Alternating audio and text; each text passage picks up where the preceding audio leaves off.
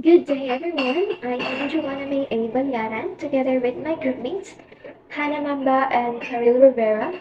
We are the reporter of Module 6, Lesson 2. Today, choosing appropriate assessment tools. Lesson outcomes. Examine appropriate assessment tools to be used in classroom.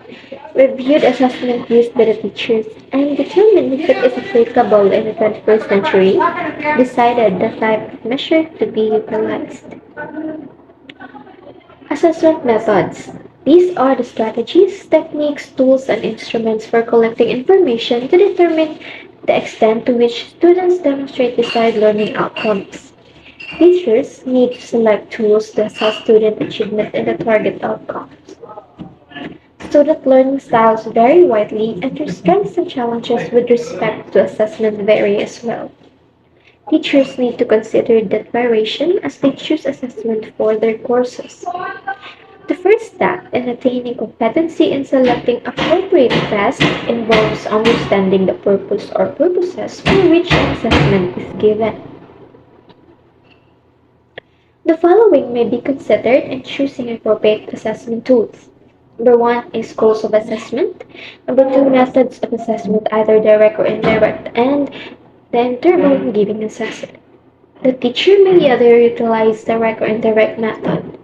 Direct method refers to any kind of method collecting data that requires student to demonstrate a knowledge, skill, or behavior. Examples are examinations, written assignments, oral presentations and performances, internship, supervisor's rating of student skills, portfolio, score gains between entry and exit test, capstone projects, thesis and dissertations, etc. Indirect methods refers to any method of collecting data that requires reflection on student learning, skills, or behaviors rather than a demonstration of it. Examples are student satisfaction surveys, surveys of students and alumni, exit interviews with graduating students, student participation rates, reflective essays, data on placement, and other measures of post-graduation performance, etc. The informal assessment strategies teachers most often use during instruction are observation and questioning. Traditional assessments are tests taken with paper and pencil that are usually true or false, matching or multiple choice. ICT-based assessment. This use of ICT in assessment involves the use of digital devices to assist in the construction, delivery, storage, or reporting of student assessment tasks, responses, grades, or feedback. ICT can be used in testing to administer tests, to score the test, to analyze the result, and to facilitate teachers in assessing learning outcomes. Characteristics in selecting appropriate assessment tools, whether conventional or ICT-based assessment. Number one, measure the desired level of performance, level of satisfaction, productivity, efficiency, or student performance. Number two, cost effective in terms of effort, time, and money. Three, useful that will produce results that provide information that can be used in making decisions to improve student learning. Four, reasonably accurate and fruitful. Four, dependable, consistent responses over time. Six, evidence of being ongoing, not once and done. Formative assessment. One of the key characteristics of formative assessment is the frequent use of evidence gathered from various methods as feedbacks. Formative assessment is a planned, ongoing process used by all students and teachers during learning and teaching to obtain and use evidence of student learning to improve student understanding of intended disciplinary learning outcomes. It also supports students to become self-directed learners. Collaborative problem-solving competency is the ability to participate effectively in a process when two or more agents try to solve an issue, sharing the knowledge, skills, and efforts needed to find a solution. Okay, next we're going to the part 2, which is the creating and utilizing rubric. Okay. A rubric is a set of criteria used to determine scoring for an assignment, performance, or product. This can be used to score many kinds of written assignments or exam, papers, projects, speeches, or e-portfolio. And the main purpose of the rubrics is to assess students' performances. So basically, the rubric is a learning assessment tool. This is used to evaluate the written assignment or output or the product or the performance-based tasks of the students. And I bet you already familiar with this since we always use this for the basis of our scores. But there are two types of rubrics, the analytic rubrics and the holistic rubrics. The analytic rubrics, this is to describe work on each criterion separately. It utilizes separate, holistic ratings of specific characteristics, products, or behaviors. And this is the example of the analytic rubrics.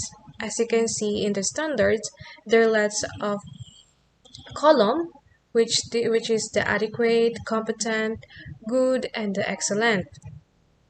While the holistic rubrics, it is that describe the work by applying all the criteria at the same time and enabling an overall judgment about the quality of the work.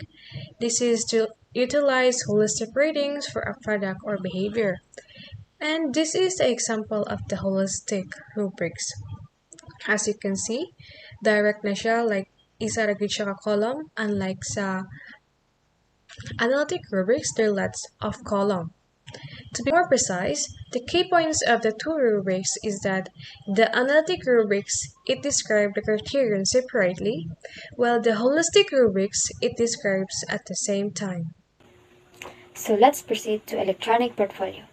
Electronic portfolio, which is also known as an e-portfolio, digital portfolio or online portfolio, is a collection of electronic evidence assembled and managed by a user, usually on the web. E-portfolio includes input text, electronic files, images, multimedia, blog entries, and hyperlinks. E-portfolio are both demonstration of the user's abilities and platforms for self-expression. So, ePortfolio helps students to let them organize, document, and display their most significant learning experiences in one digital space. Next is the 5 types of ePortfolio.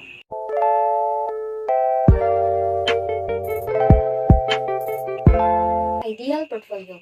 It contains all works of students. It is not given to provide students a grade. So in this portfolio, we can put all the works of the students here, but that doesn't mean that their grades will depend in this portfolio.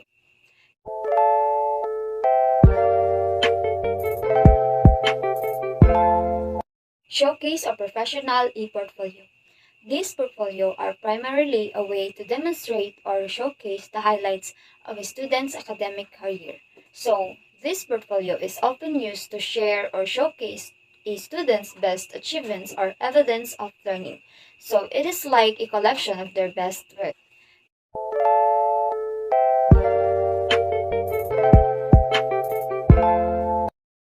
Documentation e-portfolio. It involves a collection of work over time showing growth and improvement reflecting students' learning of identified outcomes. So this portfolio is like a scrapbook of information and examples, includes observation, checklist, and rating skills if there is improvement or growth of students' work.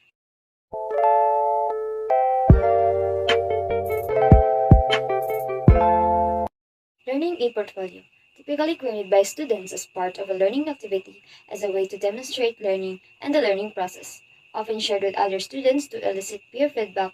It supports the idea of formative feedback as an essential part of the learning process. So this type of portfolio demonstrate a work in progress and allow for self-assessment and reflection. So the purpose of this portfolio is to capture the learning process.